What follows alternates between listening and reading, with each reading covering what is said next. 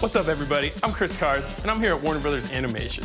Today we're going behind the scenes of the upcoming DC Nation block on Cartoon Network with Green Lantern, Young Justice, and the DC shorts. We've got a lot to cover, so let's get going.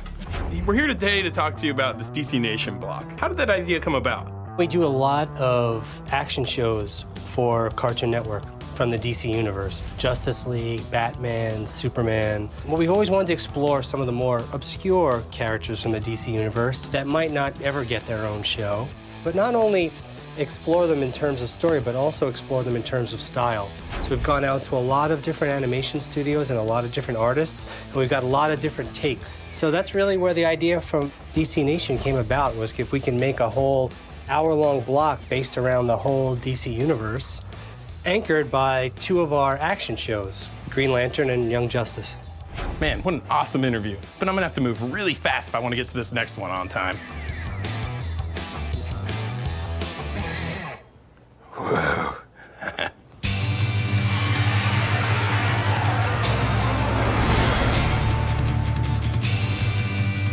Bruce Timm, executive producer on Green Lantern the Animated Series, has stopped by to talk to us about the show. What can we expect from this season? It's a pretty wild and extravagant space adventure with really unusual exotic settings and really interesting characters and a lot of humor, a lot of action, a lot of angst and drama as well. What makes this show really stand out as a DC property? It's our first show done entirely in CG, which is really, really exciting. The other aspect of the show that really makes it unique is this is our first show that's set entirely in outer space. We really embrace the entire science fictional aspect of Green Lantern. That's the one thing that really makes him unique even in the DC universe pantheon. Does that leave you a little bit room to bring in other DC superheroes? That is part of the plan. I can guarantee that at least 2 other famous DC characters will show up, but they're probably not the ones you're thinking of. So I'm going to leave that as a surprise.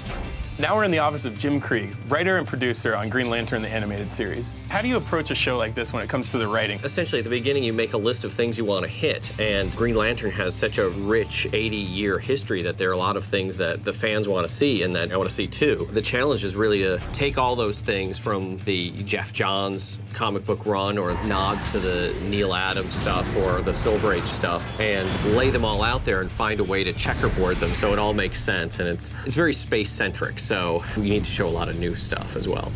I'm here with Giancarlo Volpe, producer on Green Lantern the Animated Series. Why'd you guys decide to go with CG? Here's 3 great things about CG. You get a lot more freedom with the camera, which tends to give the show more of a cinematic feel. It's not, and I'm not at all knocking traditional animation, but it doesn't feel like reading a comic strip. It's a little bit more, like you're in a 3D space and the camera can do all sorts of exciting things. Also, the lighting can get a lot more dynamic in CG. It just makes it feel more like a movie. Another thing that I really love about CG is that you can get a lot of subtle nuances in acting. Like, this is a great example. If you have a character say, "Oh, I'm afraid we'll have to do that," like a slow turn, like a menacing villainous thing.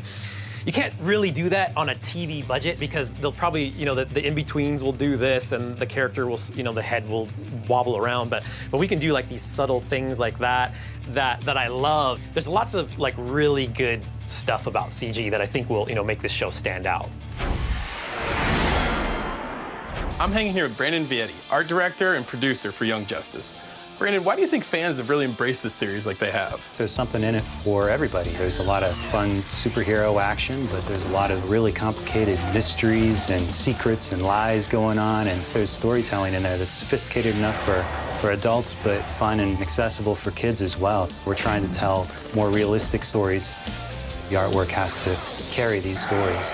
So it informs all of the decisions we make, from our character designs, the costumes. We want to try and convey, just through looking at a character, how realistic this world is. And through our backgrounds as well, the way we paint the backgrounds, it all comes through visually.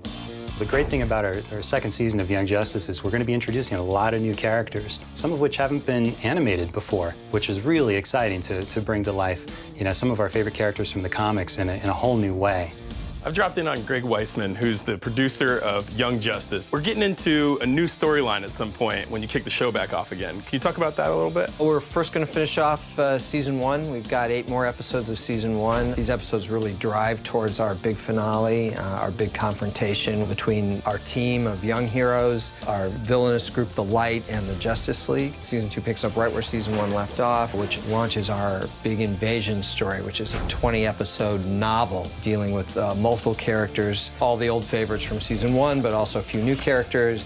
I'm very excited about the DC Nation block. I mean, particularly for our show, because we are a show that really goes across the whole DC universe. So the best place for us to be is DC Nation, where the audience can come either because they already love DC or because they're curious about it or they need to be introduced to it.